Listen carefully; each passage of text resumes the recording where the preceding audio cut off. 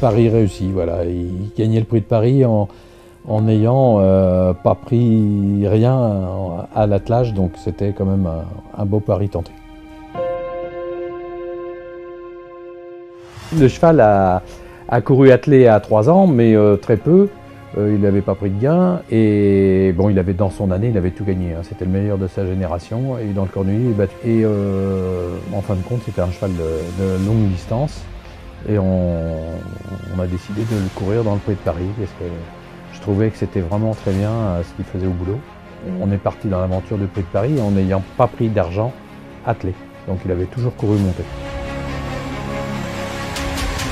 Il y a Ultra Ducal qui commence à attaquer.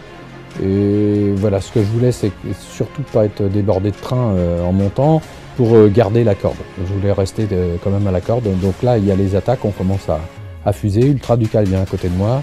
Et là, on commence à rouler. À la limite, le plus dur était fait. Là, c'était Queenel qui venait en dehors, d'après ce que je vois. Queenel, il y avait une Unoatu. Il se relâchait pas et j'ai senti à 100 mètres du poteau que c'était fait, quoi. Il était vraiment courageux comme cheval. À 100 mètres de l'arrivée, Vivier de Montfort a nettement le meilleur sur Unoatu aux prises avec Ultra Ducal.